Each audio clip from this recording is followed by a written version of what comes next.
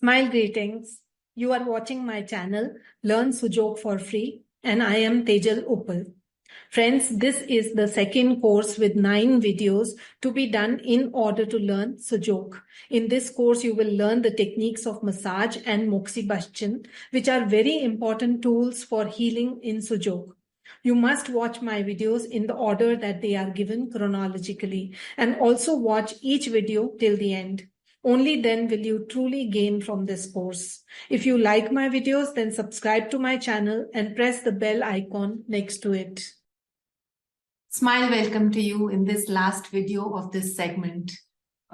Here I want to make you understand some very important points that you should remember when doing Sujok correspondence treatment on yourself or others.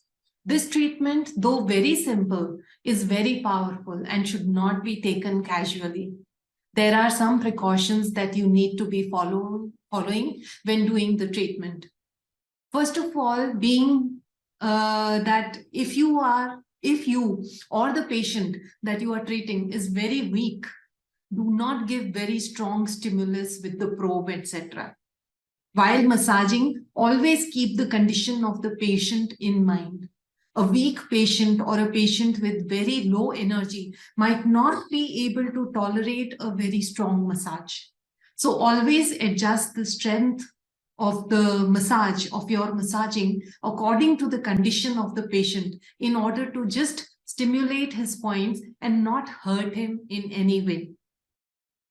This is very important. This is also applicable for patients who might be, emotionally tense or distraught or imbalanced. To these kinds of patients also, the stimulation through massage should be done very carefully. You should also not give strong stimulation to someone who seems to be drowsy, or because he or she has not slept well, or even to a person who seems like he or she is starved, hasn't had a meal for a long time, or is drunk, is on alcohol or maybe drugged. To all these people, the stimulation should be given very mildly. It should be very mild. Also, be very careful when treating a pregnant lady. We should remember that her hand does not only represent her own body, but also the body of the child in her womb. So the massage has to be very mild and very carefully done. Should not hurt her too much. Whenever stimulating, be careful that the skin is not damaged. This is also very important. Massage should not be done so roughly that the skin gets damaged. It is supposed to only, warm the skin. In people with coarse skin, you can give a strong massage. But in people with delicate skin, your massage should also be appropriately softened. Whenever treating yourself or others, always do so with a smile and a positive frame of mind. This is also very, very important. If you treat with a negative mind, then the treatment will also be negative and not give you the results that you desire.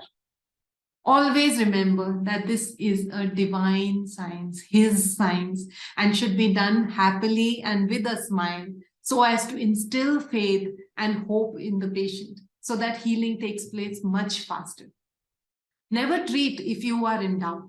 If you are not sure that you can treat the patient, don't treat him. In case if you are not sure about where or how to treat, it is better not to treat.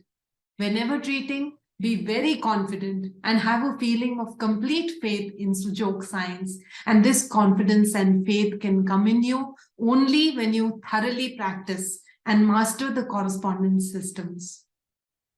That is why it is very, very important to practice and do all the activities and assignments of all the previous courses that we've done. If you've not done them, please give yourself a few days and practice all those so that you become a master of both the correspondence systems. Only then your treatment will be absolutely targeted and perfect and will give perfect results. Because if you don't give the treatment on the correct corresponding area, the result will not come, and it will not only make you lose faith in the science, and it will, if you're treating another person, that person will also lose faith and will not want to be treated. So you have to be very, very confident about where you are treating. If I have to treat the left leg, I have to know exactly that I have to treat on the left hand, on the middle finger, and whatever. Or if I am doing it in the finger correspondence system, then I should know that I have to go to the lower phalange and I have to go to the left side of the left hand, the left yin-yang line, exactly before you actually start the treatment. This confidence can only come if you have practiced very well. Always remember that recovery occurs only if your treatment cycle is complete. This is also a very, very important thing. What people do is, they start the treatment and they see a little relief in their pain and then they stop the treatment. Depending on the chronicity of the disease, those many number of sittings are required.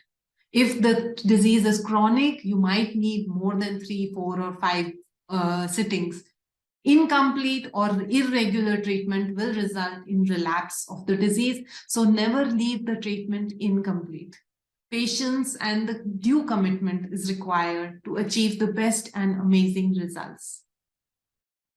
Please keep all these points in mind, because Sujok is truly a divine science. And if you can master it, you can really heal people and help people very, very nicely. So become a good and responsible healer who is very confident and always smiling and always has the faith that whatever treatment he does is going to give him amazing results. Thank you. Now see you in the next video where I'm going to start with the moksha application, and I will tell you exactly how moksha has to be done and where all it should be done.